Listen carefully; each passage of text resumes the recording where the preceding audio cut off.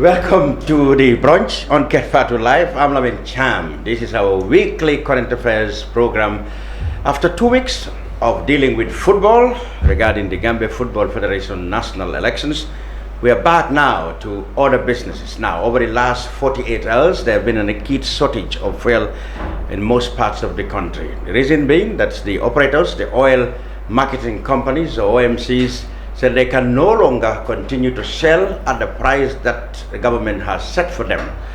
They also argued that they have been foregoing margins of profits so that fuel can be cheap for the public at the petrol stations. But they said the government in turn have not been faithful in helping them. They argue that all the profit margins have been scooped by government through some levy or some tax of one thing or the other. Gambia government, of course, had denied this. Now, at the moment, there is a negotiation going on between government and the operators at Petroleum House, we are told. But we are in the studio here to bring you exactly what happened and what is the way out of this for you and me, who will be traveling and motorists and will be buying fuel for our cars. In the studio, I have with me Njie, Economist, familiar with these petroleum matters very well, having worked at the Ministry of Finance himself. Of course, our Transport Union President is here. He will tell us how this matter has affected his sector and what can people look out for. They too also have their own agenda. They've been talking about proposals for a new fare tariff. We will look at all that. And I also have Alagie Jallow. He works from the Ministry of Finance and is familiar with this petroleum business over there. Thank you, gentlemen. Welcome. Thank you. Thank you. Now, like I've said, the OMC said they can no longer continue to sell at this price. The government have not been faithful or sincere with them in their dealings, and now they want action. Either what they want happens, or they're going to lay down their tools, and that's obviously already started affecting people, the public at large. Alagie Jallow from the Ministry of Finance. Do you think the OMCs have a valid point? Thank you, Mr. Cham. Let me start by saying a few things on the structure of the price structure. There is this price structure is divided into 3 major components. Okay. The first component has to do with the importer costs. The second component has to do with the dealer, that is the OMCs. Okay. And the third component has to do with government, that is the taxes. Okay. We all know what the Russian-Ukraine war has done to energy and food prices, and this has affected countries in various ways, especially the Gambia, which is not an exception. As a result, I want to go back to the point that OMCs are claiming that they are losing their margin and profit to government. Yes. I believe this is not the case. Government over the past 7 months have lost $1.2 billion on energy subsidy, and that is equivalent to the best performing month of GRA revenue collection. So you mean that is that on that one was side. an area where GRA could have collected a lot of money? These were the program revenues that were to emanate from oil revenues, but because government was compelled to subsidize to mitigate the fast pass-through impact of fuel prices to the ordinary Gambians, we had to forgo this equally as the way OMCs had to forgo some part of their revenue. Okay. That is on the one side. Okay. On the other side is that we all know Gambia, the kind of volumes we are doing for petroleum products is a very minimalistic volume. So as a result... So what do you mean by that? Explain that. You mean the amount of fuel that comes here is small? The amount of fuel that is coming to Gambia is so minimal that in terms of economic of scales, you don't have large boats. Yeah, that's because of our size of our population. Yeah, that can be cost effective in terms of shipment or shipping cost to Gambia. I understand. The same thing. So as a result, that would have a cost implication. I see. And we have to deal with that cost implication, deal with the Russian-Ukraine war, and deal with the social dimension. Okay. These 3 parameters are fundamental in the whole pricing structure. Again, I want to emphasize that government has not gained any margin that was supposed to be accrued to OMCs in terms of taxes. That's what they claim. but that is, we can prove to you beyond any reasonable doubt, and Mr. Njie knows this quite well. Anybody who worked on the price structure knows quite well that there used to be an adjuster called Flumara. And as we speak, from January or from the start of the Russian-Ukraine war up to June, that Flumara has been negative. Absolutely. You explain that Flumara. What does that mean? It is an adjuster. Like the three segments of the price structure I indicated, their interaction give you what we call the calculated pump price. And the calculated pump price is not necessarily the pump price that you buy at the pump. I see. So where you have a regulated pump price, that might obviously be different from the calculated pump price. Yes. That difference is what is giving you the Flumara. And where that difference is negative, that means government have to pay back OMCs for selling less than the calculated. And that has been the case. There were instances where government had to put on top of every liter that you buy $20 for 3 months in a row.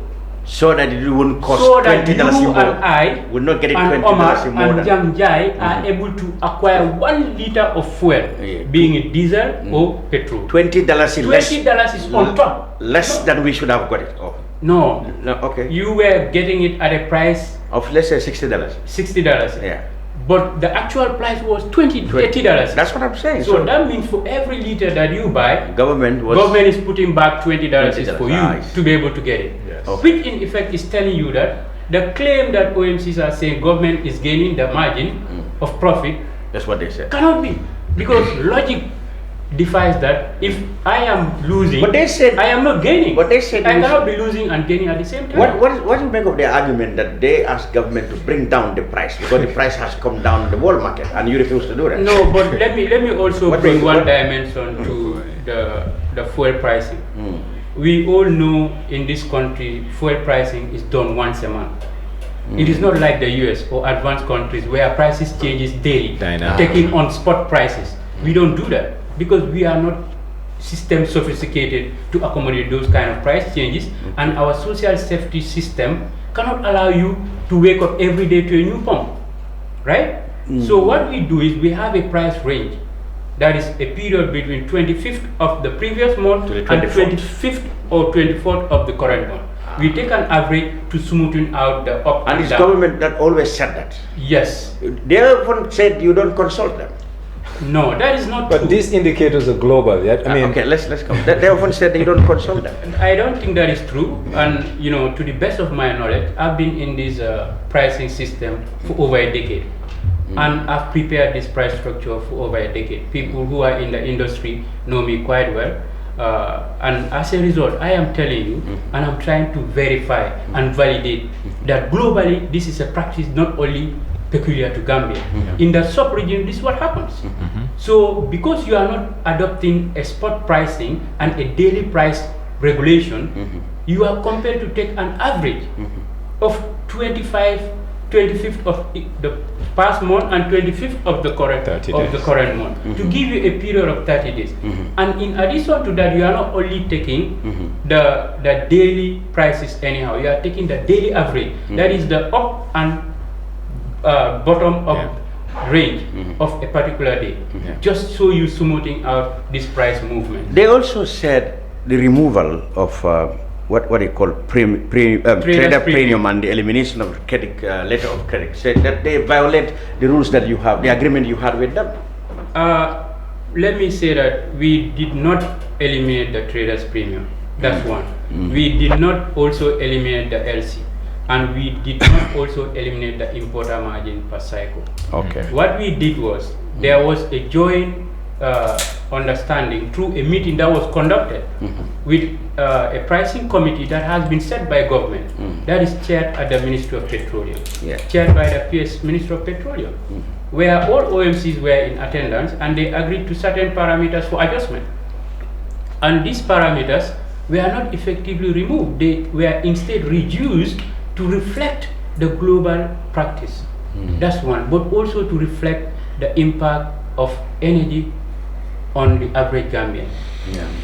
Okay, so what the action they have embarked on over the last 48 hours. What did they say lead to it? What are they telling you to do now? What are their demands? What are their demands? They mainly concern about 3 parameters of the price structure. These parameters are the trader's premium, yes, the importer margin per cycle, and the LC cost. So tell us now, what is meant by traders? Traders premium. That's the big importers or the ones who bring fuel here or whatever. You know, let me explain briefly how it works. Yeah. The trader premium. Okay, oil is a product that you do not deal directly with the refineries. No. You have to pass through what we call a trader. Yes. The refineries, they refine the oil, give it to a trader to sell it on their behalf or on behalf of whosoever own that particular product. Okay. So as a result, that trader, his involvement in the value chain attracts some cost and some sort of income for him. Exactly. For the services that he's rendering. In other words, they are middlemen. Exactly, they're middlemen. So it came to the realization that when we made an assessment in the sub-region, we realized that the traders premium in the Gambia was somewhat generous, and also the price structure was also skewed towards traders. So as a result, there was a government engagement to see how best to also mitigate the full pass-through effect of the Russian-Ukraine war, the exchange rate difficulties in the pricing. So this was what led to a marginal reduction of the traders premium from $100 per metric ton to $80 per metric ton for PMS, EGO, and then. So why are they concerned that you have reduced that? Because why are they supporting, so to speak, the traders? This kind of. Maybe there are several other factors. We know, if government is having to do away with $1.2 billion in 6 months, that is too hard for a decision to take as a state. Having to have the capacity to be at the service of 4 million people. Losing 1.2 billion is not a fair stake.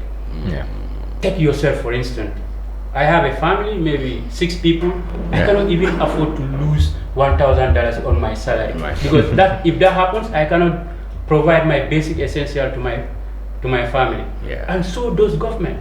So that is one of the reasons why we are saying that framework of pricing need to shift towards allowing revenue to be generated, even if not at full optimal, but at a marginal that will allow government to provide services in health, provide services in education, provide services in security, and so forth and so forth. So the other thing they talk about is withdrawal of letter of credit. Yeah, that has been restored. That has been restored. Historically, this used to be an average of 2 and 2.5%. Okay. They had a meeting again. Let me tell you that pricing of petroleum products is no more at the Ministry of Finance. It has been taken as per the Petroleum Act. It is at the Ministry of Petroleum. Okay. But again, they do not do it independently. They do it with a multi-stakeholder committee where the Ministry of Trade, the Ministry of Finance, PURA, Standard, GAIPA, and the Standard Commission. Bureau, not the Standard newspaper. Yeah, Standard Bureau. Okay. Yeah. So these are all sitting members, and they deliberate on the basis of the data that has been provided, based on an internationally acceptable practice, where this data is generated from, which is called Platts, because Platts. It's one of the most standard platform where you can get energy prices to the dot and real time. So the third one you said they're talking about is what then? The third one is their dealer's margin. Yes. For the time that I was at the Ministry of Finance, this dealer's margin used to be between $2 to $3. Recently, this dealer's margin has been increased up to 5.88 butus per liter. It was only this month per liter. That means for every liter that you sell, an OMC is getting $5.88 butus. In context, if you are selling, let's say, 2 million liters as an OMC, let's take GMPC for instance as an example. They sell 2 million liters, they're getting close to $12 million margin. And that is such a big amount for people to make a fuss out of like $1 differential. Okay. Yeah. Because I cannot imagine like in 1 month your overhead costs can be out of the limit because of a $1 Difference. reduction. And besides, some of these OMCs, they own the transport system that they are deploying to uplift from the depot at Mandinari to their pump stations. Yeah. So that is telling you that for that 5.88 is wholesomely owned by the OMC. So that's because more- it is meant to do transport and plus their overhead costs at So the pumps. you think by your calculation or the ministry's calculation, that's more than enough to cover whatever overheads they are crying about? Absolutely. By our estimation, I think that's a fair level of margin operating within the sub-regional benchmark. Yes. Yeah. And now coming to the shortage that has been experienced between yesterday and today, we have come to the realization that it is not actually a shortage. It is a refusal to uplift from the depot and sell to consumers. Yeah.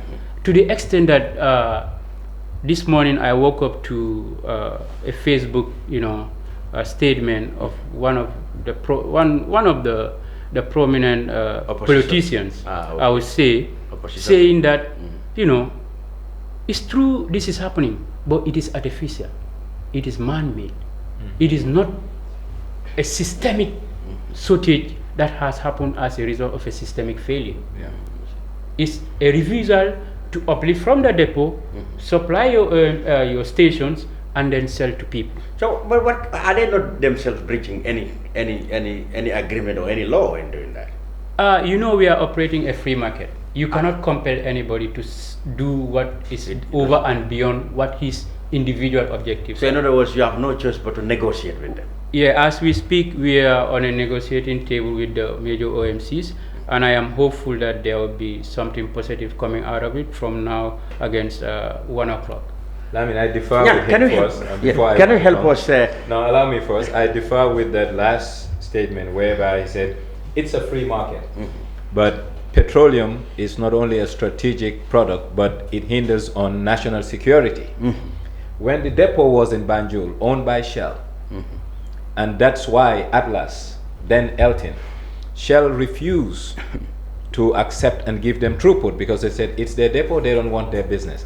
Government intervened and said, look, whether you like it or not, you have to give them a storage agreement because it's national security, it's your personal depot, but as far as government is concerned, it's a strategic infrastructure. The depot was a strategic infrastructure. Likewise, what we are seeing today in the Gambia is called a contrived scarcity.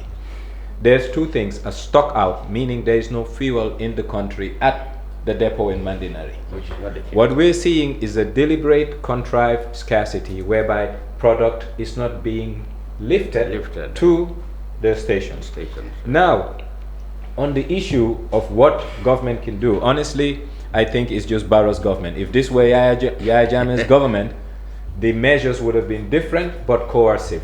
But you are comparing dictatorship. No, I'm not talking about dictatorship. Sometimes and the environmental context differ in a very drastic way. But so we cannot act the same way. My point is there's what you call a force majeure, a national force majeure. We could have gone to the depot. We know all of these importers what they own. We can lift product from the depot, dump it in their tanks, sell and deposit monies in their account. It's called nationalization. But who sells? Allow it. Yeah, but that's a drastic measure.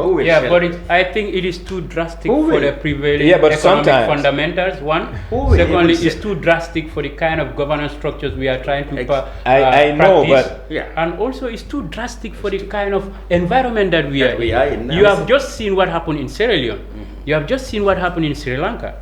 We do not want to fall victim of things that we can learn better from and then still put our country at jeopardy of security problems. What I've noticed so right now, that's why we must approach this in a very strategically, mild way, have it resolved as we are doing right now. Because as I speak to you, people are at Ministry of Petroleum trying to meet and get this resolved in a very amicable way. And I think, to be fair, that is the best way of approaching this without causing further friction in the market that is so fragile. And like he said, is one of the most fundamental security products. So you must make sure that whatsoever approach you take, it is an approach that does not get us into further fiasco.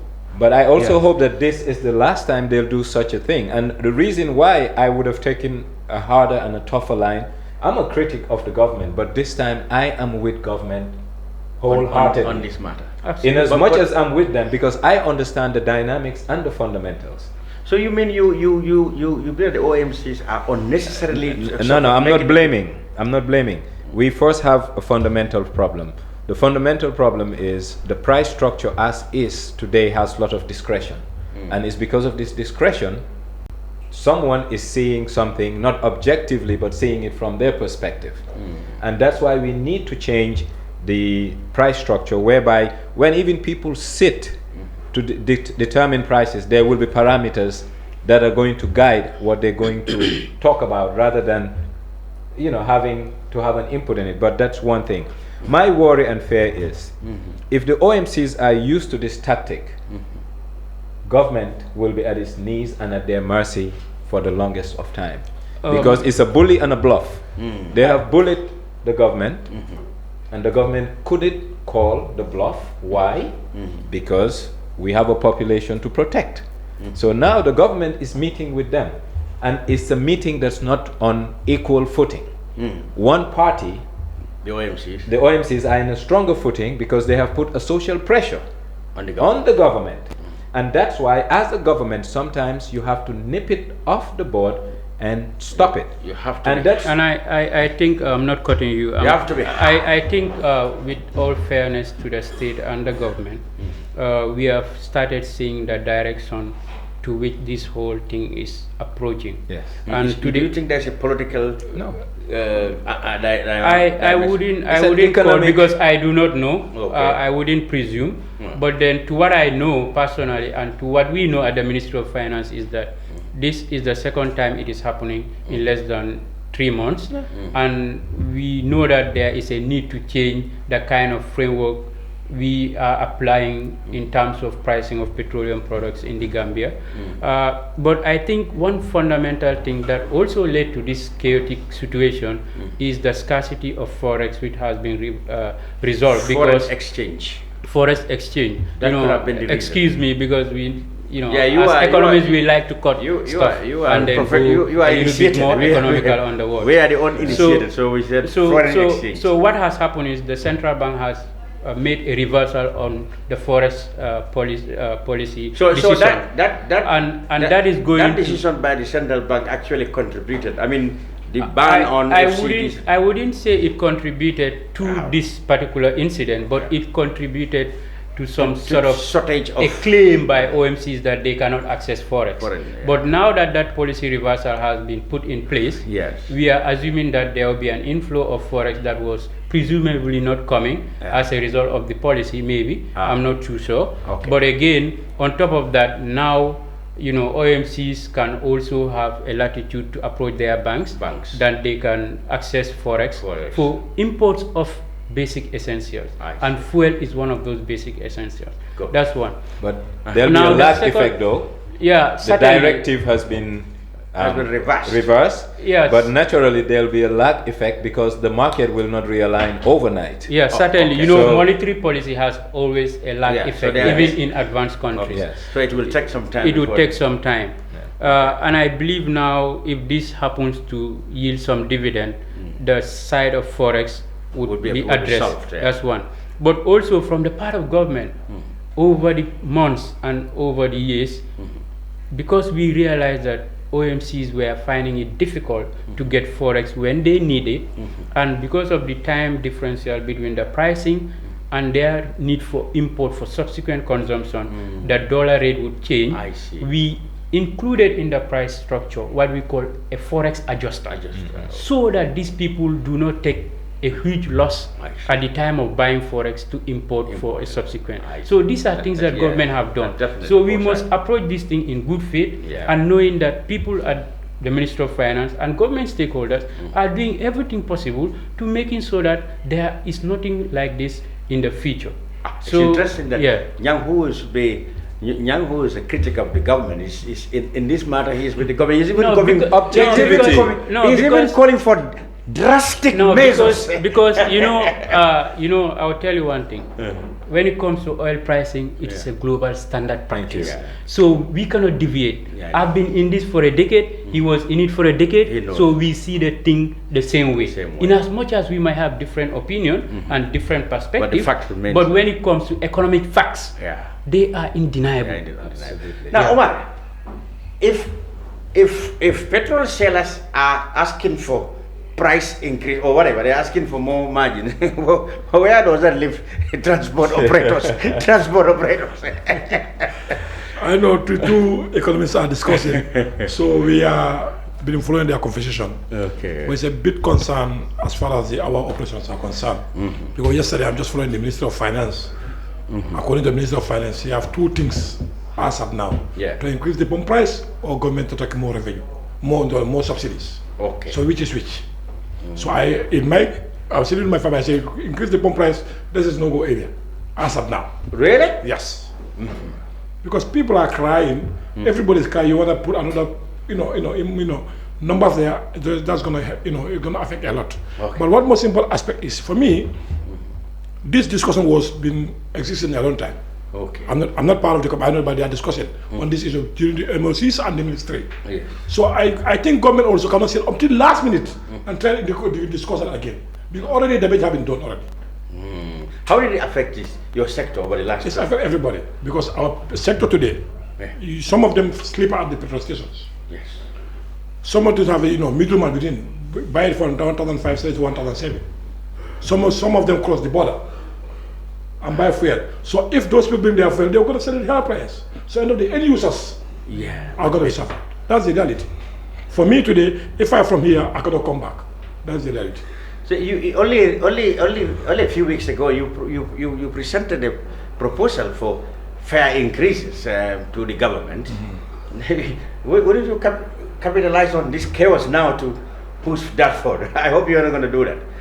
During the discussion, I presented my proposal to the government, including the Minister of Finance. They have been part of the committee. We discussed until we agreed on something. In that time, even pump price was not 75, it's 73. Before that approval was made by 73. After that, they increased around $1 some bottles.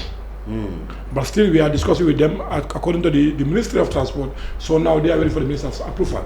But the legal team sit and disagree on something already. That is including the commuters, consumer protection, the Gambia Police Force, Minister of Trade, Minister of Finance, and Minister of Transport and the Gambia Transport Union. So we present something, we discuss within the line. Our proposals are a little bit mad, but finally we understand what the student government are facing. But we also are doing business. And we expect something. But for me, my perspective is the Minister of Finance can resolve this matter before the date. Because I remember on the 4th of August, the OMCs have a press conference. They have been saying this. Yes, they said. Over 1 month. So still nothing came out until date. Damage have been done. You start negotiating. Okay. So for me, my assumption is government is going to take more subsidies. So government cannot. They left the matter. You cannot give what you don't have. But Jallow, didn't they have a point? I mean, the oil marketing companies made noise since early August. They even threatened. No, but that was resolved. That's why I said in my intervention that you had a meeting with them. A similar problem has happened twice in a space of 3 months. And that is not news to anybody. I have lived it, he has lived it, Njie did, and you did. And to be quite honest, we are in a state of a very complex product that has social dimension, national security dimension, but also a business dimension. As I speak to you right now, the pump price that you are buying for diesel is not the actual pump price for diesel. Right now, that Flumara I was talking about is negative for diesel. So it's suppressed. Yeah, it's suppressed. The actual price of diesel, per the price structure, is $75.88. The price for diesel right now is $71 in some bottles. So government is losing about $4. And let me tell you one thing. Diesel is one of the most highly consumed petroleum product in this country. We are doing about 12 to 13 million liters. If you multiply 4 by 11 million or 12 million, that's 48 million that government is losing for only one product in 1 month. if you extrapolate that for 10 months, that is 480 million. That is more than the budget for, let's say, 10 ministries combined.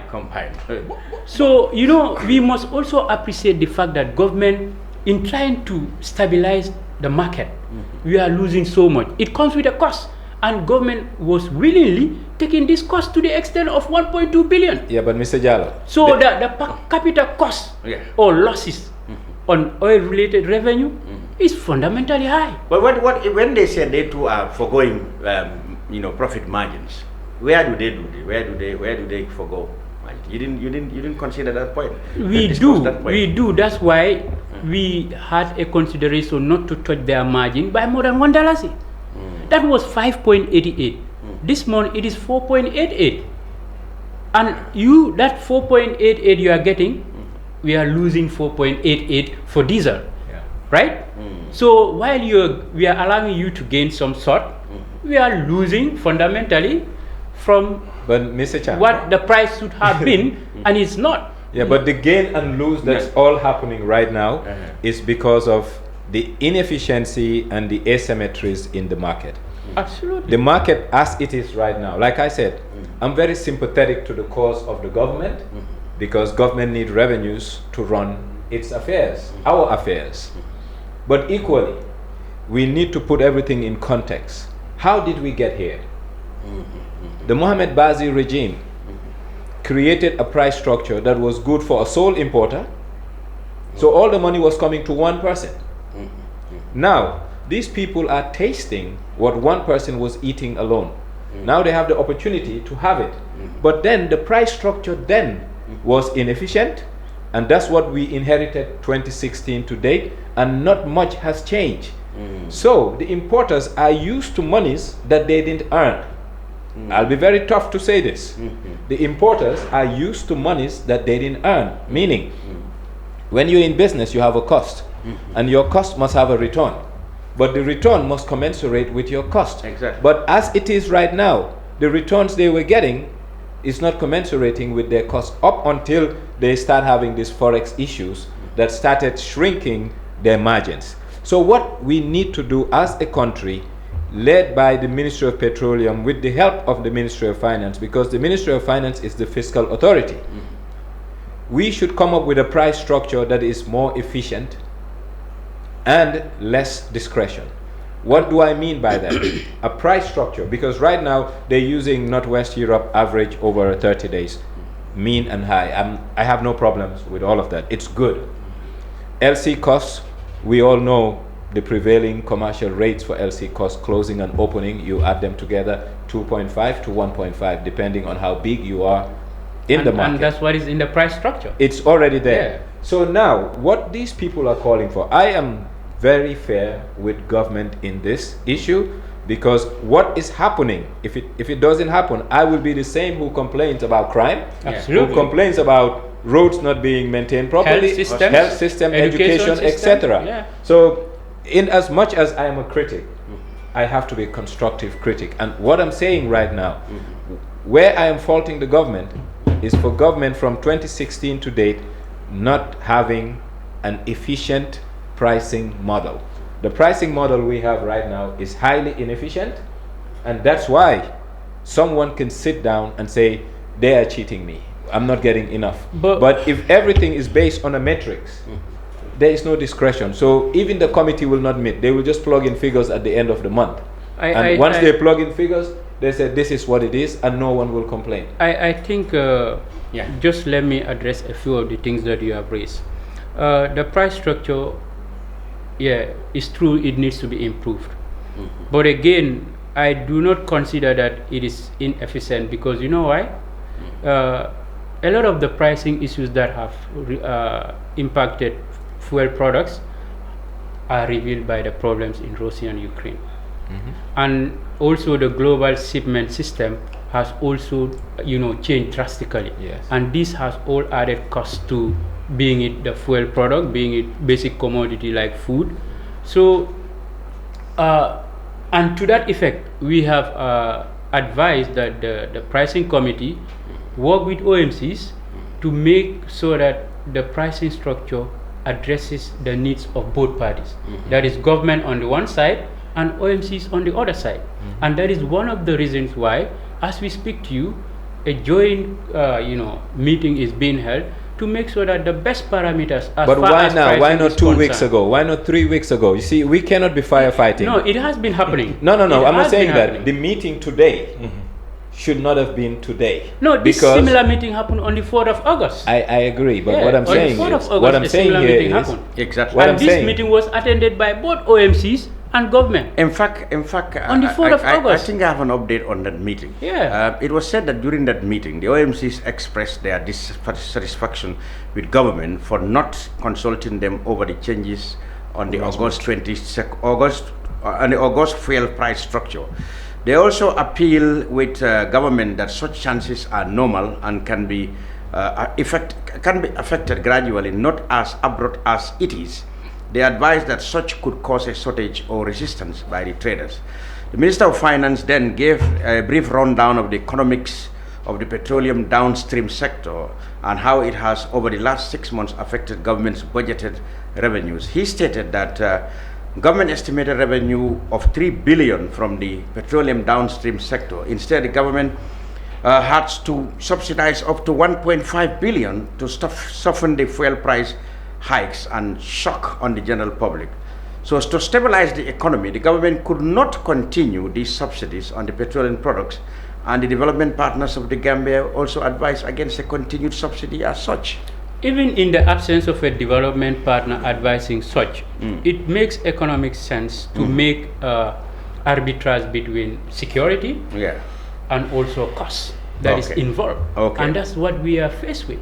Because today, if government is not able to render the basic essential services, I cannot leave this room and then think that I can get to the highway in peace. I can't. Yeah, but Mr. Jallow, Because the sometimes... basic essentials now let's move on. education, And that means you're security, talking about- But health, Mr. Jan, before has we to move be on, assured by sometimes... I just have one of your one question for these Sometimes, two people. allow me. As an economist. Let me just come. Let me finish it. Sometimes, government also is selfish.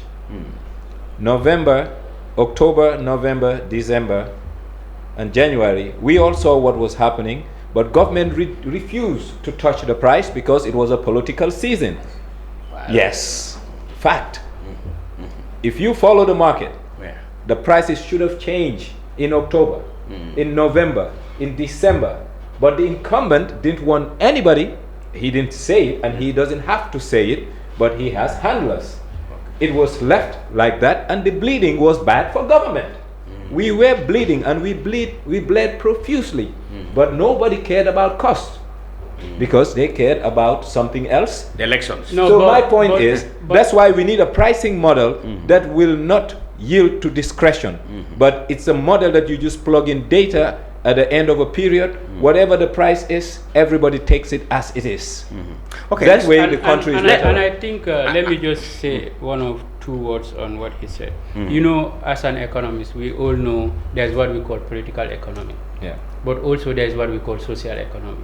So you must make an assessment of the gains and the costs associated to any economic decision that you make. At the time, that was deemed to be the best of policy to be adopted, and that's why government adopted it. From October to December. Losing money. But in why aren't place you and losing in money the now name then? of Let's security. continue to lose money. All right. No, we cannot I continue want- to lose money because now the ramifications might be much higher than any social issue or consideration that is on the table. On the past. Okay. All right. Let's Fair enough. deal with some of the discussions at that meeting you're talking about, and let's see whether all the worries that were raised by the OMCs have been addressed. Now, it said the discussion also touched on other arrangements that would inspire confidence and reference sources of information and data used on the fuel pricing structure, such as the following: foreign exchange rates, letter of credit cost, the reference Platts prices, and the trader premium we talk about. They said going forward, government will ensure that foreign exchange rates used will be custom regulation or custom revaluation rate published by the central bank. Custom valuation rate. Valuation. Yes, valuations. Yeah. Similarly, the meeting agreed that the central bank announces letters of credit rates of banks or averages, because this will be the source of the LC rate charged going forward. The Platts prices reference will continue as usual. For example, 25 of the previous month to the 25th of the previous month to the 24th of the current month, etc. And finally, the trader premium. Government will engage the major traders that is selling fuel to the Gambian importers to set a uniform for the Gambia, preferably for the whole year. The government can also arrange a meeting with these traders at their offices in Switzerland to set premium purposely for the Gambia. The oil marketing companies also pleaded with government to consider restoring the dealer margin to the previous rate. This will help importers to provide discounts to the smaller businesses to keep them in business. The dealer margin, they stated, will serve as a cushion for the others. So all these were raised at that meeting. How much of it have been implemented? Let me start from the bottom. That is the exchange rate. That has been partially addressed. Okay. Now there is a policy reversal on the moratorium on forex, exports, and also banking. Central bank. That has been done. So that means with a time lag, we are expecting that this policy reversal would yield some dividend and ease up the pressure on the market. That's one. The second thing is that in terms of forex pricing, the central bank is mandated to give an indicative custom valuation, and that is globally. It's a global best practice, and that's we are adopting. So, but again, going back to what I said in terms of the exchange rate adjuster, during his time, there was nothing like exchange rate adjuster in the price structure. Absolutely. Because I came to the Ministry of Finance, that price structure never had an exchange rate adjuster to cushion OMC to their losses of forex. But this government has given them that latitude and arbitrage to make sure that they are not losing excessively on forex. That's one on the forex side. On the dealer's margin again, I said at his time, the dealer's margin was under $2.5 per liter. $1.50. Yeah, now it's up to $5.88. That is almost nearly $6 per liter. So that is also addressed. Now coming to the importer margin and then the trader's premium. The importer margin, we all know you are not importing every day and every month because the size of the economy would not warrant you to import every day. And the volume of consumption and the volume of the depot is not, that's why it's called an importer margin per cycle of import. And I think that is fair enough to also allow them to have, a revenue generated by their import operations. And that level is still at about $70 per metric ton. And regionally is competitive. Exactly. We are all in this, space. We are all, actors in the space. We know what are the regional benchmarks. Yes. So going now to the last point, which is the trader's premium. This used to be $120 up to $100. What government has touched is just $20 for PMS, and the other one we did not touch much because it's still at $100 per metric ton. The ego. That is diesel. Because we do not want to cause a friction in the market, especially for diesel. That's why we are still taking a loss per unit of liter that is purchased by consumers. But when the government said they can no longer continue to give these subsidies, it basically means that they don't have it. What you don't have, you cannot give. It's like you are bleeding. Yeah. Thank you. There is a limit to how much you can bleed. Beyond that limit, you die. And if government dies, we all die. So what will the? So what we are saying is that we are not saying that we will not subsidize. That is a non-starter for sub-Saharan Africa. But we are saying this level of subsidy must be managed at optimal level. And that's what we are trying to do. And I think that is, in terms of policy consideration, that is a fair judgment of the economic fundamentals and the fundamentals of the market. How much? Before you come, let me have one question. I think the two of them can help me about it. My brother from Ministry of Finance is saying, we all know what is happening between Russia and Ukraine, and at the same time, the pump price is very different with what is the real price. Yes. But I'm going to ask one question here. I'm a layman. We all know what's happening at the world now, but we all know the past 2 to 3 years, COVID period, the world market, the storage problem, because we all know the price goes down up to the very little small amount. But still the Gambia government maintain the price. So within the inverter, government made a lot of millions. I think government can, use that money. Windfall. Windfall, they can help the Gambians. That's what the OMCs have been talking Recently, about. Senegalese government is doing that. That's why still they are sending their diesel at $57 per liter. We can say average of the Gambian few truckers now buying fuel from Senegal. That's a lot of revenue. That's not good for But the if economy. that money wasn't saved, it cannot be given now, and that's why I'm saying that there are inefficiencies. One thing. Mr. Jallow, listen, he's saying that there was a period when the world market has gone down, but the government refused to bring the pump down. No, the government did not refuse to bring So, the but pump price why down. didn't you put it Let to me them? put in context. In as much as at that particular time, international oil prices were down, Yes. but the cost of shipment, logistic was up because the health safety measures that were to be applied and that were institutionalized by operators were so expensive that it adds up to the cost. If, for instance, the cost of this laptop goes down to $50, but the other associated transactional cost of the laptop goes up over and above the decline in the cost of the laptop, the net effect is zero. And that's what we realized. People were presumably saying that the international oil prices are down, so government can take it down. Yes. In fact, during that same period, we had Gambia being charged a premium for shipment Yes. because Parcel size was small. exactly parcel size were small. Yeah. The second thing is that empty containers were hard to come by Yeah. because they were all stocked in China in because Europe, nobody was because going those were major operators. And you cannot, an empty container that was costing, let's say, $2,000 was costing $6,000. And let me tell you, there's something that government is doing still to also help the society that people do not know. When the COVID came, we apply a 20% discount on the imports of basic essentials. That is rice, sugar, oil, everything that has to do with basic essentials. That if you import a basic essential that is costing $100, the tax assessment is done on $80. But that wasn't a good move. It was a good move No, it because you know wasn't. why? It wasn't, because if you look at rice, for instance, for the longest, even in Jame days, there was a concession on it. But is that being passed on to the end user buying rice? No. So there are certain things that happen for us in transactions.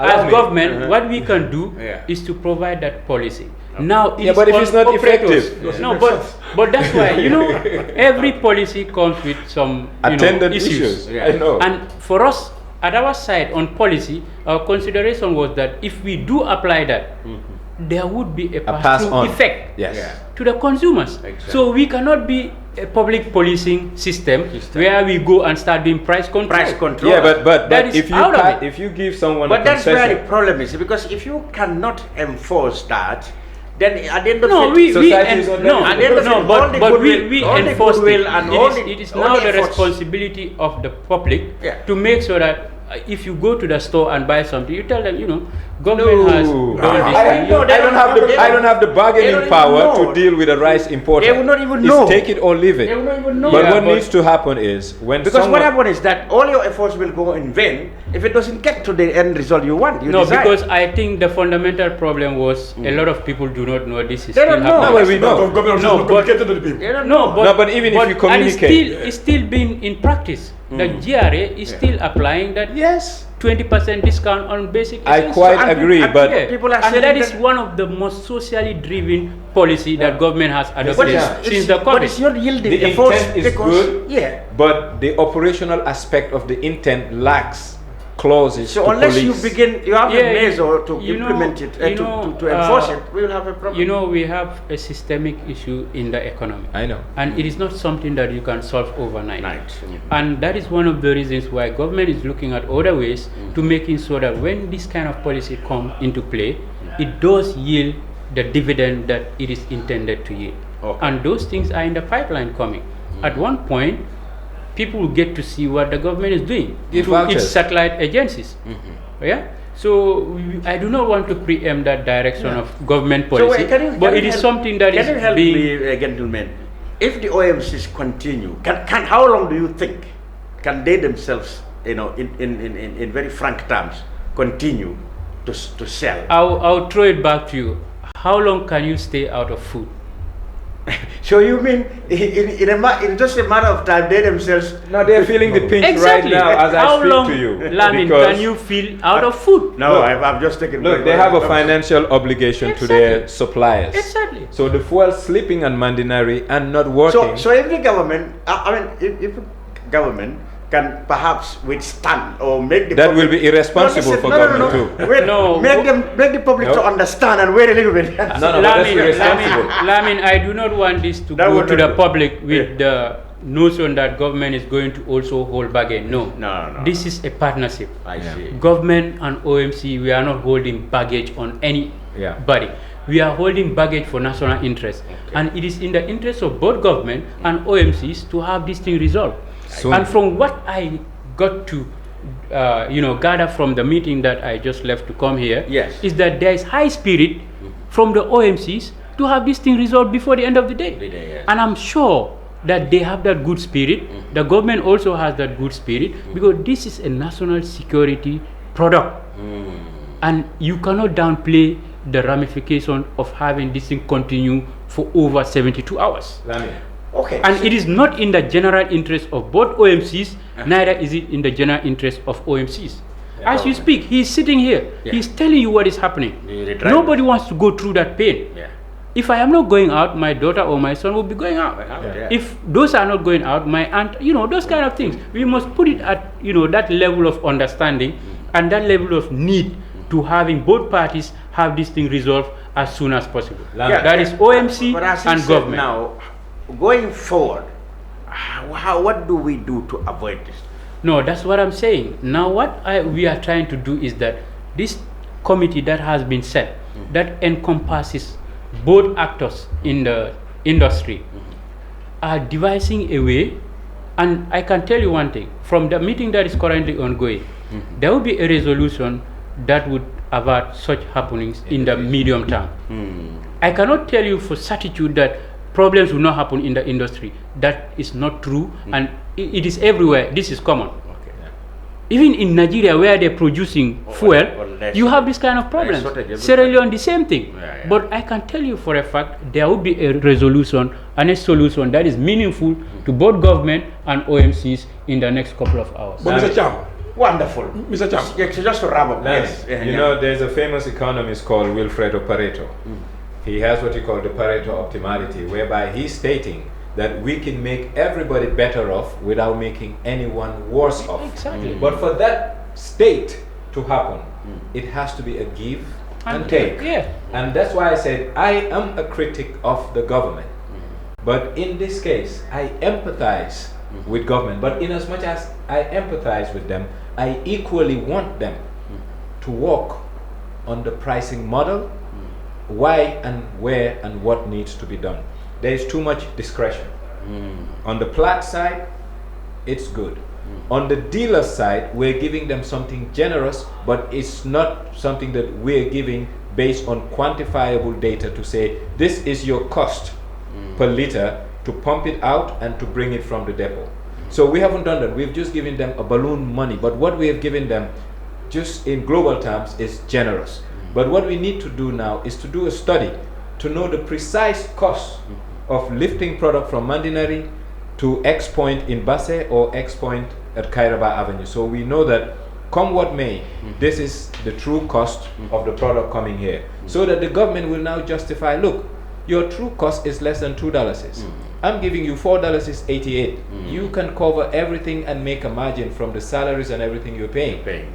But right now, since we don't have any value associated with the lump sum we're giving them, they can just cry foul. And but it's baseless. One thing Good that point. I forgot to mention, maybe, finally, is just to come back to one point. Government is a stakeholder in this industry. And on top of the revenue cut that we are taking on the fuel price structure, we have also reduced the depot throughput from $35 per metric ton to $30 per metric ton. Yes. And government is a major stakeholder of Gambia Petroleum. So that revenue loss is accrued to government, not to OMCs. Through dividends. Yeah, through dividends. So we must, if we take a holistic estimation of the cost and revenue cuts that government have taken, is over and above the 1.2 billion that we have said. So we must be fair enough to know that It's a complex industry that requires, periodic update of expertise, periodic update of, technical know-how, and this we have embarked on through the committee. And be rest assured, in the next coming days, government is going to mount, an aggressive soul searching as to how best we can resolve these problems and, deter them from but happening. also I think government on your part is sad, but it's only in Gambia that government don't respect outside expertise. What do I mean by that? The government thinks to know everything and tends to work in vacuum. I'm not talking about bringing international consultants or things like that. No, we don't need that. We have internal capacity. But but what I'm saying, and it's not only peculiar to petroleum, but across the board, the government of the Gambia doesn't respect its indigenous capacity, unfortunately. It's not a prejudice that I'm trying to put out there, but what we have in country to resolve a lot of things, the government doesn't respect. I would differ on that one. Anyway, I always know politics will come. I'm a little bit scared. I absolutely differ on that I'm a point. little bit scared. Okay, finally. Yeah, I'm a little bit scared Omar, yeah. about the future of the situation. Because about Minister's statement yesterday night, The Minister of Finance, Okay, what did at he say? yesterday night, What did he say? only two things stands as of now. To increase the pump price or government to continue to add more subsidies. Is that what he said? Yes. Okay. And the GRTS. So in one thing, and the OMC saw their position already. Am I right? Government cannot continue to take more subsidies. To increase the pump price, this is no go area. My brother was saying, these are multiple stakeholders, but I feel some stakeholders are not part of the discussion. Such as? For me, maybe it's not we are not relevant much. But Minister of Transport are not part of the petroleum company, stakeholder committee. They will be part of it. I don't know. Yeah, But they will be every part of it. situation we have been calling them, they say we are not aware. So, for example, if today government agree with the OMC, I don't know what's going to happen. They agree to increase the transport fare, the pump price. Pump price. Exactly. What is the next? People don't know. No, government told very clear they cannot continue to take more subsidies. So this is the future for me. I'm a little bit scared. Anyway, I want to respond to that in a very brief way. Where will we end then? Because No, just briefly. Finally, I yes. want to assure you that whatsoever the cases, whatsoever the position of both government and OMCs are, we are going to reach a resolution on this problem Okay. that is equitable, optimal, and fair to both parties, in consideration of the plight of the society. Yeah.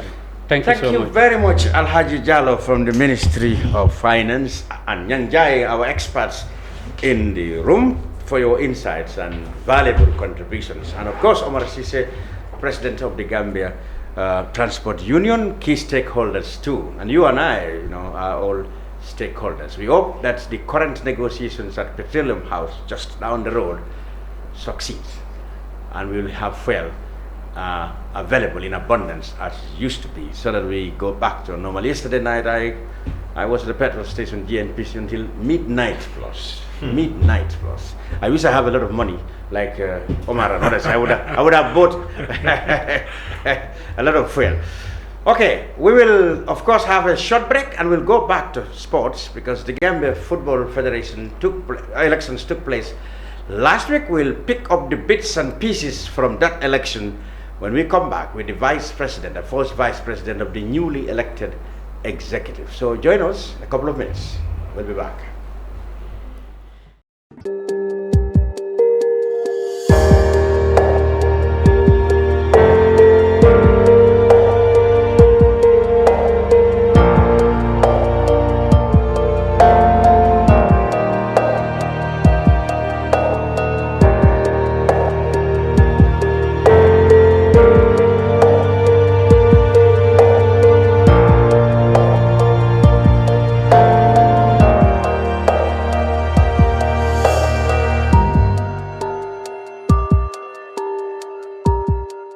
We live in a day and age where technology is creating a world without borders, filled with unlimited potential to improve the lives of the people around us. Innovarex Global Health ushers in a new way of leveling the playing field with increased access to quality healthcare services delivered at your doorstep.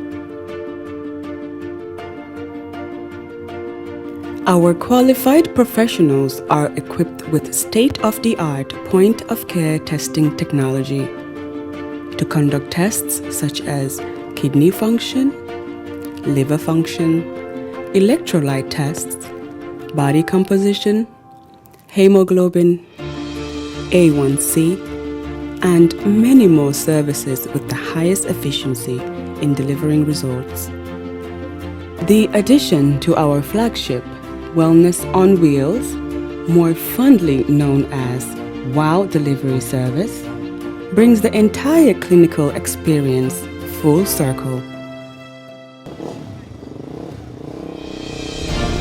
IGH has remained committed to creating the future of healthcare delivery. Gone are the days of sending loved ones outside the country for basic medical services. Innovarex Global Health offers a new peace of mind and takes pride in delivering the quality of care we all deserve. Islamic microfinance is becoming an increasingly popular mechanism for poverty alleviation, especially for developing countries around the world. This microfinance service adheres to the principles of Islam as a form of social responsibility. Yona Islamic Microfinance is the Islamic microfinance of choice in the Gambia, trustworthy and reliable. At Yona Islamic Microfinance, we provide savings products, current accounts, financing products in conformity with Islam. In addition, Yona Islamic Microfinance also offers local and international remittances, takaful fund, management of zakat, management of awqaf, trading and investment, and building of strategic partnerships to bring financial services to the doorstep of the poor with donor projects, madrasas, youth organizations, women groups, and farmer organizations. Make a choice with Yona Islamic Microfinance today. For more information on Yona Islamic Microfinance, call 377-2151 or 9832-151 or visit Yona head office at Tipa Garage, Bakote, or visit any Yona branch located countrywide near you. Welcome back to the Brunch on Kerr Fatou Live. After dealing with petroleum matters, which of course is the biggest issue in the country today, we go back to sports now. The national elections of Gambia Football Federation took place on Saturday. A new executive led by incumbent then Lamin Kababajo was elected with very much his past executive intact, and in fact has an additional president. That's the fourth vice president in Senabu Cham, who is the president of the Women Football Association, one of the allied associations of the federation. Bakari Jammeh, re-elected first vice president, is with me in the studios. We go through some of the things that happened at the Congress, and of course the future of football under the new executive of Lamin Kababajo. Mr. Jammeh, welcome and congratulations on your re-election. Thank you, Lamin. It's a pleasure having me again. You practically dragged me into the studio for the records. Were you at any time scared that the team Restore Confidence of Kamaso will sweep the polls and remove you out of office? Certainly not, Lamin. Yes, like we have said here the last time we are with Fatou, by the nature of the football politics, at the end of the day, it is the owners of clubs and executives of the allied and regional football associations that will make a choice. And over the last 4 years that we were reviewing, it was the group that an integral part of the football federation. Our successes as an executive is their successes, our failures are their failures. And yes, elections is a season, but the engagement of the primary stakeholders have been ongoing. So we know exactly the thinking of the actual people that matter on the day. And then at no time did we have any doubt that we will be returned back to office. I can assure you that. 51 votes against 25. You almost doubled Mr. Kamaso's numbers. is it a true reflection of the massive acceptance of the Kaba camp? Or do you think the dominance, or is it that Mr. Kamaso didn't make electoral gains? Or according to him, his accusation was that you people have too much illegitimate control over the electorates. That is what led to that.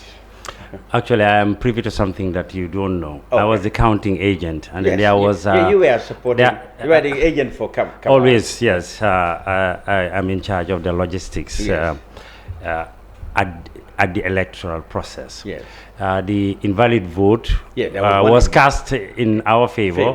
Unfortunately, that particular club, it's a club, entered 2 names. Did write his name and his club's name and signed it. So we would have got 52, which felt a little bit short of what we expected. Oh, really? So who are who do you think are your members who broke ranks? It's over now. It's over now. We are there to represent all the 77 and reconcile everybody. Yes, I mean that is our wish, and this is how we are going to pursue. Because even though, like in our report that we did, which was a scorecard, which is now over now, you have seen that we have actually articulated a lot of successes over the last 4 years, and we have also stated the areas that we had challenges, or you can call it failures, which we will encompass. But now the focus is now our manifesto and the other learnings that we had during the campaign period. We won fairly and squarely. There's a fundamental thing which I want your viewers and yourself also to understand. Go ahead. The electoral process is managed by an electoral committee which is independent, and it was elected at Congress, and the chairman Jaju and his colleagues actually ran that. Before the electoral process, as part of our manifesto, we wanted to actually copy best practice, which we have done now. The trend that the world is going, and particularly in football, and also the evolution of women football in the Gambia. We want, at the strategic point of view, to have women in charge of leadership, but at the operational, we have been gradually working towards have a women football department, not a unit like now, but a department working directly under the General Secretary. So this is the thinking. If you look at the GFF constitution, an executive committee or any member can actually suggest for the changing of any section or addition to the constitution by following a process. And we as an executive, because this is our strategic thinking, to actually have women's football completely at par at men football. And we have come very, very far from the awareness project we had with FIFA called Live Your Goals nearly 8 years ago. It's quite really at the start of our first mandate that this thinking actually coming. Now, by the time we get to complete our mandate, we have a women football department, and then so that women football will be somehow at par with male football in this country.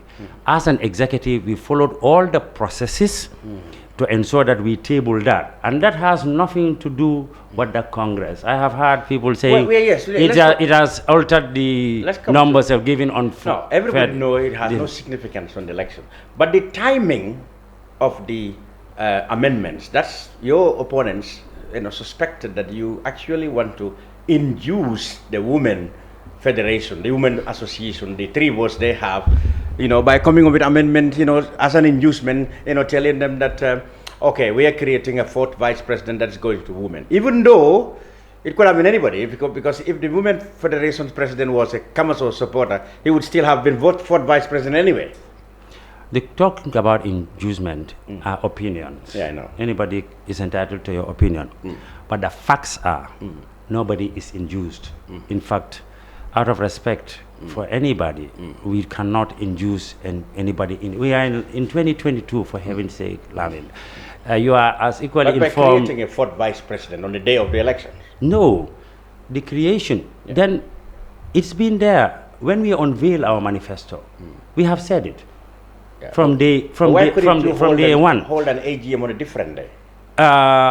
Look, to have a Congress, extraordinary AGM on it involves a lot of logistic preparations. It involves actually cost. If anybody who really, I have said this the other day here, if you are not an election football guy, but you are a follower of football, both at member association levels like us, or at the continental level, or at the world scene, here I mean CAF and FIFA, you know that this is the way you do things, actually. If at all members, we put our proposal in front of members in line with the Constitution, and they have a right to vote for, against, or stay neutral. And we have seen in the hall, people have voted for, people were neutral, and people have voted abstained. And eventually, the majority, the mind of the majority, carried, so they bought the idea, which is a very good idea, and then it adds so much to our football, to our diversity. We have nearly 20 people in the executive by the nature of our constitution. We used to have 2, we want to increase that to 5, and I think if we have the opportunity, if we have the support of the members, we will further increase that so that at least we have some sort of parity. The point now is that, and also the facts are, this has no impact on the election. It doesn't. We started the electoral process with 77 winning voting delegates, and those are the ones that actually voted. You've seen everybody was in the hall, etc. So, well, people are entitled to their opinions, but the facts are clear. Mr. Kamaso's side came up with what they call a petition to FIFA and CAF. You must have seen it in the media or etc. I mean, the team raised issues such as procedures. They said one of the reasons we've discussed that there's AGM on the same day. The other thing is they said the electoral committee had no business with their with matters dealing with AGM. For example, yes, we saw the electoral committee not taking part in the AGM. Why then do they have any right to say that he was not properly accredited by Young Africans? If they had no business with AGM, that was an AGM matter, they said. What I saw is what is written on the Standard newspaper and the Point newspaper, making reference to 54 pages. Yes. I don't know whether it's 54 points or 54 pages. Well, I didn't count how many pages, but it's quite a long letter. Okay, I am not privy to that letter. I didn't know. I don't know what is the intention of the letter. Okay. What I do know of the process, because I'm a candidate, you know, I mean, this thing is not about Kababajo versus. We are all candidates, and if you look at our constitution, as elected officials, we have responsibility. Okay. Yes, Kababajo is the president and the leader of the group. However, I have my responsibilities de facto. This is a board. I am not answerable in a certain way to him. I will have to discharge my duties as per the constitution, etc. And the role. Okay, coming back to this letter, I don't know what is the intention, but as a candidate, I know the process. When I applied, and anybody else who is a candidate, from the president to executive committee members, is that you state your affiliation, and then you have to be involved in football for an X number of years, and you have to be resident here, and you also actually attest to the fact that you will follow the process. Okay. If you are dissatisfied with the process, there is an independent electoral appeals board that you actually go to. So I don't know whether that has been done, etc. So I cannot comment on the facts of those that letter that you are saying. But, anyway, but what I do know, it was not addressed to you anyway. It was yes. So we are not. What I do know that this elections is the fairest election. I've been involved with many elections Okay. At the GFF level since in the 80s. These elections is really fair because we are in 2022. We know the eyes of the world is watching. CAF were present. FIFA. The FIFA were present by the head of their Dakar office, Alagie Jallow, and also Solomon Mudeji. He made a statement that they are here to observe the process. They are our parent bodies. They have reported back, and then we have been written to by CAF and FIFA that the process is fair. It meets the standards, and we are congratulating, and we are moving on with the implementation of the manifesto, and also with certain things that we have learned. Because if you are in a campaign like this, you have to listen also to the opponents, yeah. And you have to also listen to the general public, because we know that the football family is equal to every Gambian, and even friends of the Gambia. Did you come out with any point that Mr. Kamasu's team have made that you agree with? For example, they said the constitution is such that the incumbent has unfair advantage. They said the general secretary, which by the constitution or by the General Assembly is also, secretary to the electoral committee, give an advantage unfair to the incumbent because he is seen to be part and parcel of the executive. On both counts, I don't agree. From a personal point of view, and from a football administrator point of view, somebody who's been doing this for some time, you will agree. Why didn't you agree with that? I don't agree with the points. Yeah. I don't think the president has any advantage because he is not involved in the process. Of course, constitutions are living beings. Yes, they can change. Yeah, they can change. Like how So we want to enrich. In the we can interest of fair play, don't you think that can look. change? I think this is everybody's business. Along the way, we are going to, like we did before in the first time, to have a mid-term review. Yeah. We are going to go and have a football summit very soon. We've been trying for FIFA and UEFA to help us to have a football summit so that we can have people, not only for them to actually contribute to it, but enlighten, because certain things that you heard or say really, with all respect to people, are entitled to their opinions, but they are not true, but maybe they didn't also understand how football is actually run or managed. The vilification of officials. Anybody who is an official is just Frankenstein who is here to look for money. It's not true. You forget that these players, I own a club. I have taken young people who have talent, and then you mold your talent to be skills and help them along the way to turn professional, to come and actually represent their countries. And the vast majority of those people representing the country of our part of business are very thankful, and they were relieved. I have had numerous calls from all our categories of national teams thanking us and being relieved. This is the fact, because they cannot be involved in the politics.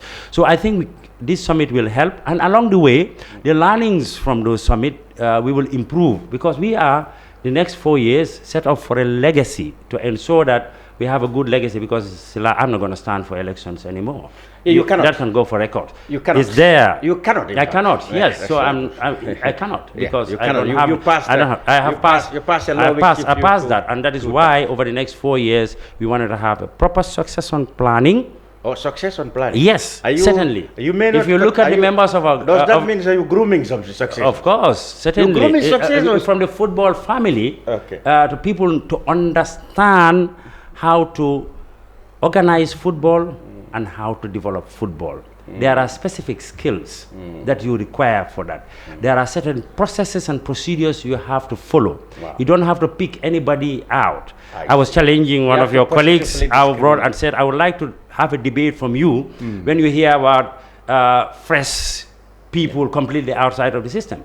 To me, it's a recipe for disaster, because you see, even with the best intention, the FIFA forward regulation, which is the main funder, some of the challenges that we have, and then it's evolving again into 3.0, which need people to have an understanding of how to manage actually football. You just don't jump out from to be that. But coming back to your point, regarding the extraordinary Congress. It is done according to the law. So the 2 points that you made to me are not valid point. Yes, certainly in any election process there are winners and there are losers, and then sometimes the losers at the thick of things can say or do certain things, but with time we hope this beautiful game will bring all of us back together, because a lot has to be done. Today, our under 20 is playing. They've already we need qualified to the next. No, we need to win today. We need to win today, yes. Today to be actually certain. We are preparing for the under 20. They won twice, 4-0, 4-1 the last time, and 2-0 ahead of the group. But we have to play Guinea and we have to play Senegal, and two teams will get out of the group for the semi-finals, and the finalists will qualify. Almost certainly Gambia. Yes. I mean, like we need to have a good result, and we are very much focused on that. Let's talk about it. You see, for real or imagine, people often said a lot of money comes to the GFF, millions and millions of dollars. So for real or for imagine, people think that this whole lot of money, goes to the pockets of the executive, either through contracts or through allocating traveling allowances for themselves over 4 years or so. So the layman, the perception is that, where is that all money gone to? Oh yes. So how do you deal with that? Lamin, how do you deal with that? Let's call a spade a spade. If you look at the people against this federation, it's a coalition of two. Okay. The whole opposition. Okay. And some of us, you can see in the majority of the executive state and their return, and some of the executive, and then you can see there is a direct attempt to link this GFF with this word corruption, which is certainly not true, because you have seen people being challenged. Bring out the facts. Where are the facts? Yes. If you receive money, how much is it? The facts are we receive $1 million for operational support per year, and fixed 2 million for development support for projects, which I attempt to explain the last time we mean. The projects doesn't mean infrastructure project, which is 6 million, and also we receive support for travel, right? $250,000, and also another similar one for equipment. Football is a very expensive business. Today, our U20 is in Mauritania. It's nearly a $10 million cost. The travel, all the expenses, if you observe. There's another 15 million for the U23 because of the nature of the qualification. And we have support from the government of the Gambia on only one category, which is the senior nationality, which is the most expensive, or the woman. And then we are on a journey to ensure that all the national teams play. So even the money that we receive for operation is not enough. Amount of expense. What is for the documents to show? We are on the board, we are volunteers. I'm not a hustler. I'm not there to make money. I have my other businesses and my work to do, including even farming, to ensure that we live. And also we are Gambians. We are the first. I have said in one program, I am in football because I'm a Gambian. I'm in football because I'm a fan of football. I'm in football because I own football club. If football doesn't develop in here, my club or clubs will not develop. Not like somebody who's just a fan. So you cannot be more royal than the king. I'm not suggesting I'm the king myself. You are royal, not so. No, I'm not sure. So now that we have put all this behind now, looking forward in the next 4 years, your last term, people expect you to deliver on where they felt there were shortcomings. For example, infrastructure, you had to come out as an executive to apologize that there were delays. Your opponents called them failures in the infrastructure development, governance, and the concretization, which is which was the key in your campaign, of the gains made. The Nations Cup, we have qualified there. We want to stay there, and we want to go to the World Cup. 4 years ago, we set ourselves some very modest. We said we qualify for AFCON 2021 or the next one. We did it at the first one. But this time round, consciously, we set the bar so high, both in terms of the challenge, infrastructure plan or program, like somebody would like to say, and also success for national teams. It's all in our manifesto. We set the bar high. So that is why the responsibility is actually higher. More so, that's why we need everybody's hands on deck, the press, the members of the public, to build confidence. So we will actually try to engage people and build confidence. Like why actually I'm here. Many things that have been said are hurting, but they're not true. But that is what public service is about. That is what leadership is about. You throw everything at you, and we are taking it on the chin, and we will engage with people more.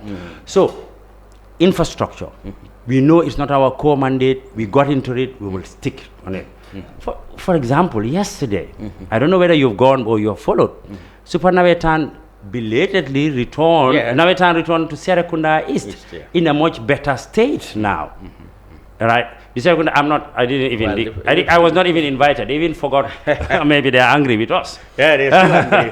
I don't know. Maybe their president called to say they sent an invitation. I haven't seen it. None of the GFF were there because we were not even but that is not the point. The point is we want football to return better. If you look at Serekunda East now, we have increased the security.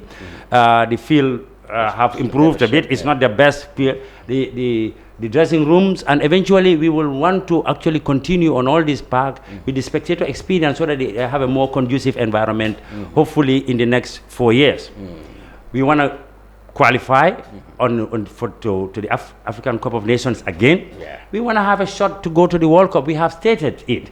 We want to have more qualified people, and we will want to have really more Gambian-born professional. If you look at our lives now under 20, a lot of boys went and they were playing.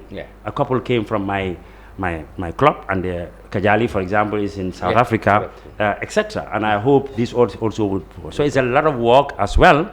And if you see the theme, our group called Team Kaba, there are new additions of really very capable young men and women, and we've also, like I said, the learnings that came out from this very bruising but interesting campaign. We will reach out to certain people, certain commentators, to actually bring in ideas or physically take part in the various committees, because as we speak now, all the committees of the GFF stand dissolved, except the judicial committees. Except the judicial committees. And this time round, the formation of those committees will be more consultative. This is something that we have actually set out for ourselves. So we're going to really look forward to more exciting things in the next 4 years, so that when we leave, we can point back to even more successes. And certainly there will be some shortcomings, but that's nature of, there's no perfect system. Finally, you've been your president has been elected president of WAFU.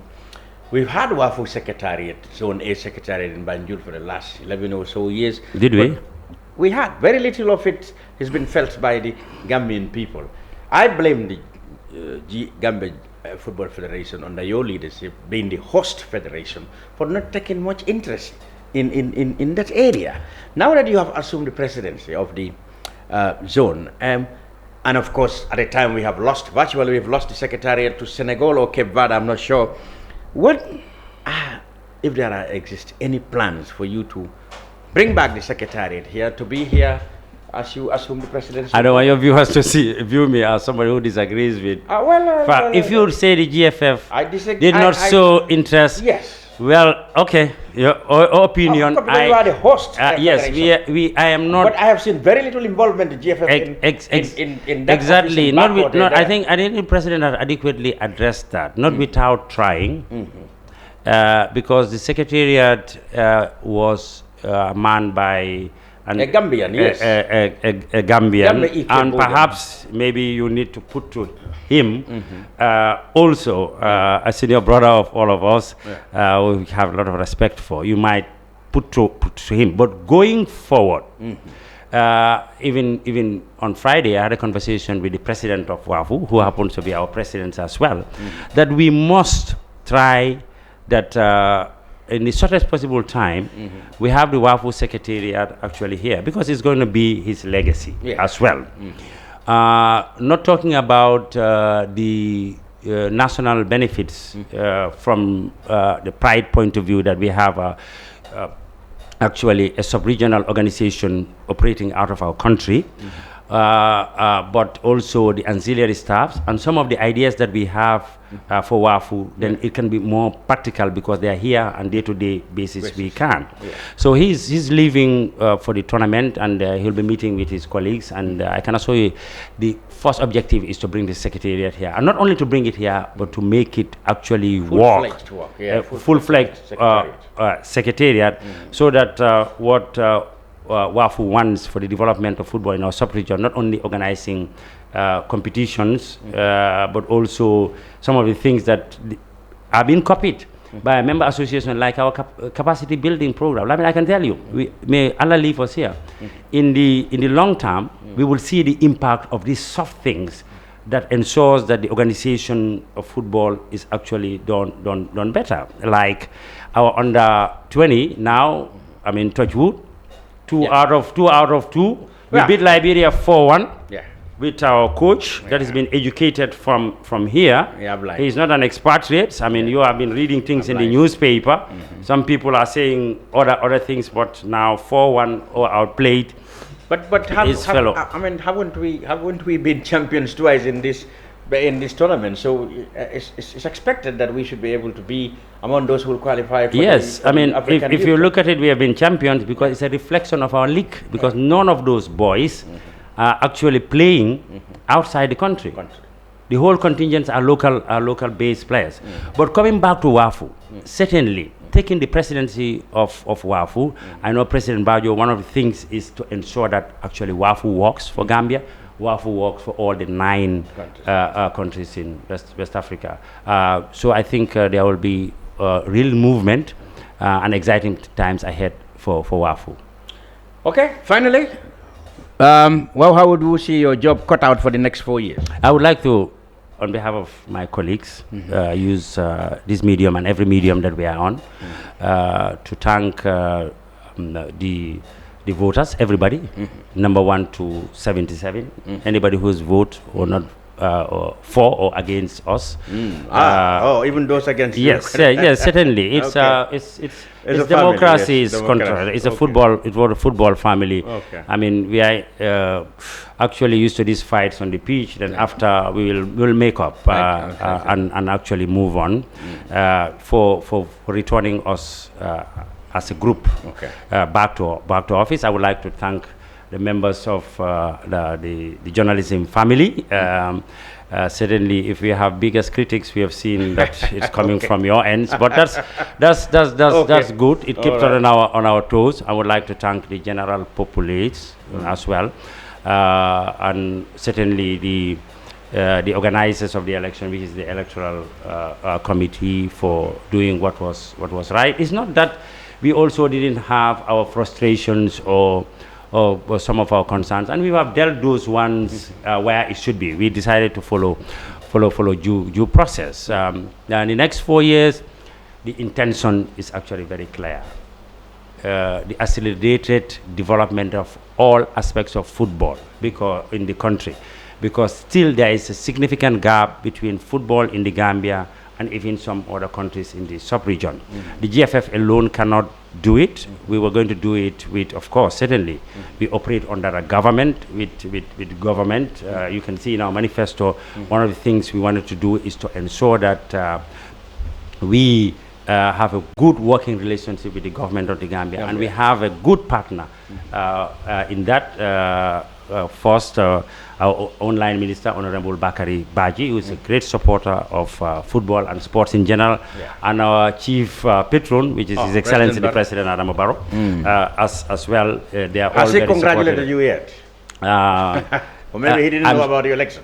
He was out of the country, I understand, but I believe he did. He always did. He's a football fan, and everybody else, all the leaders in this country, from religious, cultural, political. I know everybody prayed for the best for the Gambia, and what Allah has done is what is the best for the Gambia.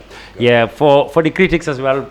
I can't thank them anymore. It's really good. Sometimes it's gone beyond board, and I think we have to learn from that as a country to exercise more decorum, because we are peoples of faith, we are peoples of tradition, and we should try to respect each other. But football will be even much better in your country, Lamin. I can assure you that. Good. Bakari Jammeh, first Vice President of the newly elected executive of the Gambia Football Federation. Thank you very much for coming on the brunch, and we wish you successful term in the office as you wrap up your last term. Right, the brunch will be back hopefully next week. And until then, Lamin Cham wishing you have a great weekend, and I hope you have fuel wherever you are, and I hope that the fuel crisis is resolved through that meeting happening just at the corner here at the Petroleum House. I hope so too. Inshallah. All right. Thank you for now.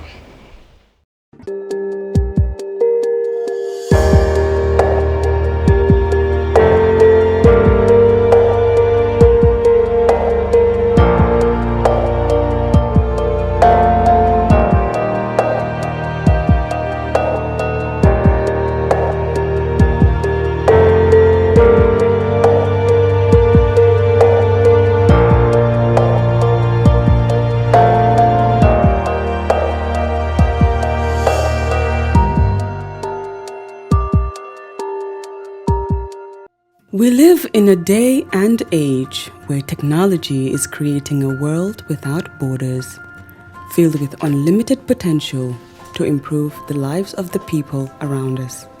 Innovarex Global Health ushers in a new way of leveling the playing field with increased access to quality healthcare services delivered at your doorstep. Our qualified professionals are equipped with state-of-the-art point-of-care testing technology to conduct tests such as kidney function, liver function, electrolyte tests, body composition, hemoglobin, A1C, and many more services with the highest efficiency in delivering results. The addition to our flagship Wellness on Wheels, more fondly known as WOW Delivery Service, brings the entire clinical experience full circle. IGH has remained committed to creating the future of healthcare delivery. Gone are the days of sending loved ones outside the country for basic medical services. Innovarex Global Health offers a new peace of mind and takes pride in delivering the quality of care we all deserve. Islamic microfinance is becoming an increasingly popular mechanism for poverty alleviation, especially for developing countries around the world. This microfinance service adheres to the principles of Islam as a form of social responsibility. Yona Islamic Microfinance is the Islamic microfinance of choice in the Gambia, trustworthy and reliable. At Yona Islamic Microfinance, we provide savings products, current accounts, financing products in conformity with Islam. In addition, Yona Islamic Microfinance also offers local and international remittances, takaful fund, management of zakat, management of awqaf, trading and investment, and building of strategic partnerships to bring financial services to the doorstep of the poor with donor projects, madrasas, youth organizations, women groups, and farmer organizations. Make a choice with Yona Islamic Microfinance today. For more information on Yona Islamic Microfinance, call 377-2151 or 9832-151 or visit Yona head office at Tipa Garage, Bakote, or visit any Yona branch located countrywide near you.